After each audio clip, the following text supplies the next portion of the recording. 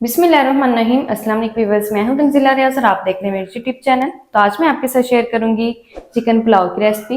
यकीन करें खाने में बेहद मज़े का, बनाने में बेहद आसान। तो फिर देर किस बात की, चलते हैं अपनी मज़ेदार सी रेसिपी को बनाना स्टार्ट कर लेते हैं। बिस्मिल्लाहिर्रहमानिर्रहीम। मज़ेदार सा ईद स्पेशल चिकन पुलाव बनाने के लिए ना सबसे पहले तो हमने ना उसके लिए खुशबूदार सा मसाला तैयार करना है।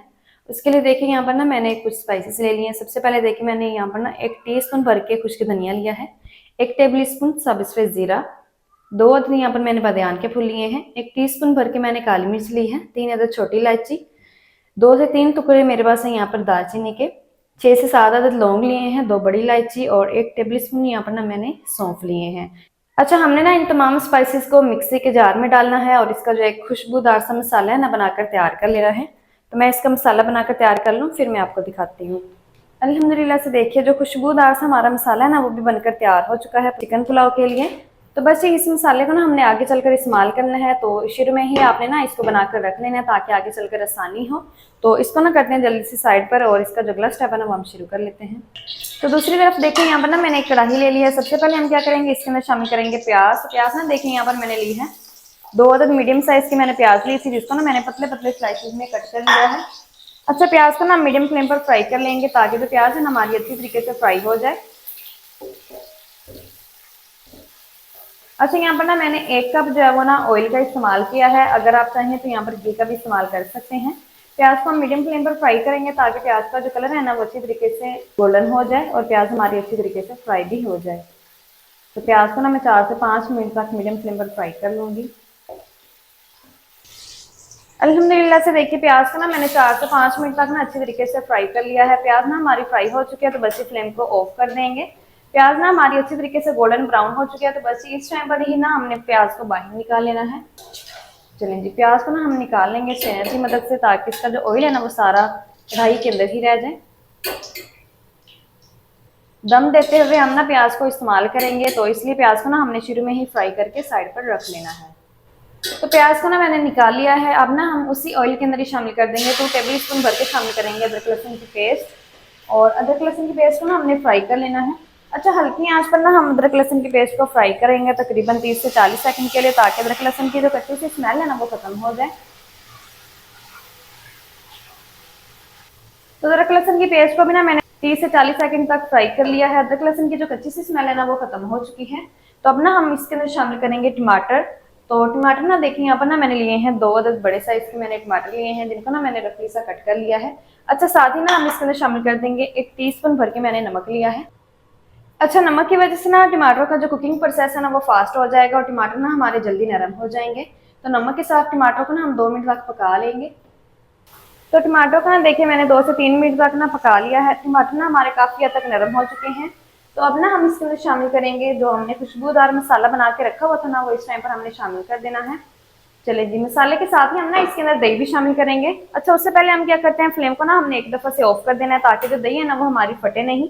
तो देखिए यहाँ पर ना मैंने 1 कप दही ली है, जिसको ना मैंने अच्छी तरीके से फैट लिया है। और ऑफ फ्लेम पर ना हम दही को और मसालों को अच्छी तरीके से मिक्स कर लेंगे पहले।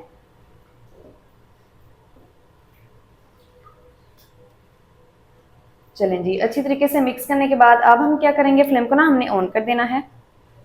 तो फ्लेम को ना देखिए मैंने ऑन कर दिया है और हल्की आंच पर ना हमने इन स्पाइसेस की दही के साथ तकरीबन 5 मिनट तक अच्छी तरीके से बुनाई कर लेनी है, ताकि स्पाइसेस भी हमारे अच्छी तरीके से भून जाए और साथ ही साथ जो दही का कच्चा से बने ना वो भी खत्म हो जाए। तो 5 मिनट तक मैं बुनाई कर लूँ, फिर मैं आपको दिखाती हूँ। अल्हम्दुलिल्लाह से देखिए दही के साथ ना मैंने स्पाइसेस की 5 मिनट तक अच्छी तरीके से बुनाई कर ली है। जो ऑयल है ना वो भी किनारों पर आ चुका है। तो बस इस टाइम पर ना हम इसके अंदर शामिल करेंगे चिकन। तो चिकन ना यहाँ पर मैंने 800 ग्राम ली है। चलें जी, चिकन को हम शामिल कर देंगे और चिकन की ना हमने बुनाई कर लेनी है 2 मिनट तक हाई फ्लेम पर स्पाइसेस के साथ। तो 2 मिनट तक ना देखिए अल्हम्दुलिल्लाह से ना मैंने चिकन की हाई फ्लेम पर बुनाई कर ली है। तो बस ये अब ना हमने फ्लेम को ना एक दफा से लो कर देना है। चलें जी, फ्लेम को लो कर देंगे। तो फ्लेम को ना मैंने लो कर दिया है। अब हमने ना चिकन को कवर करके पकाना है तकरीबन 15 मिनट के लिए।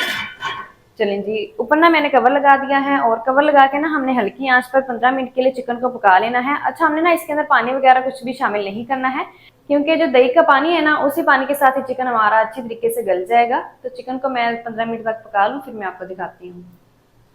अल्हम्दुलिल्लाह से देखिए 15 मिनट तक ना मैंने चिकन को कवर करके हल्की आंच पर पका लिया है। तो अब हम ना कवर को हटा देंगे। अल्हम्दुलिल्लाह से जो हमारी चिकन है ना अच्छी तरीके से नरम हो चुकी है।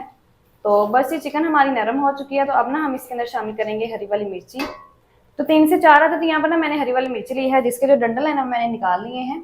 साथ ही ना अब हम इसके अंदर शामिल करेंगे पानी। अच्छा, जिस कप से मैंने चावल लिए हैं ना उसी कप से हम इसके अंदर पानी शामिल करेंगे। तो 5 कप मैंने चावल लिए हैं, तो 7.5 कप हम इसके अंदर पानी शामिल करेंगे, क्योंकि 1.5 गुना हम ना इसके अंदर पानी ज़्यादा शामिल करेंगे। आपने अपने चावलों के हिसाब से इसके अंदर पानी शामिल करना है। और चावलों को भी भिगोए हुए ना यहाँ पर मुझे पौना घंटा हो चुका है।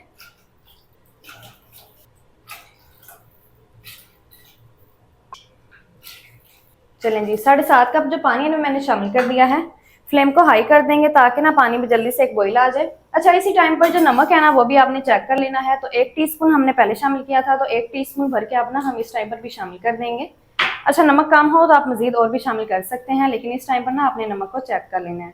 फ्लेम को हाई रखेंगे ताकि पानी में ना जल्दी से एक बॉईल आ जाए। नमक को मिक्स कर लेंगे। अल्हम्दुलिल्लाह से देखिए पानी में ना एक अच्छा खासा जो है वो बॉईल आ चुका है। बस ये अब ना हमने इसके अंदर चावल शामिल करने हैं। चलें जी, चावल शामिल कर देंगे। अच्छा, चावलों को ना मैंने पौना घंटा पहले जो है वो भिगो के रख दिया था।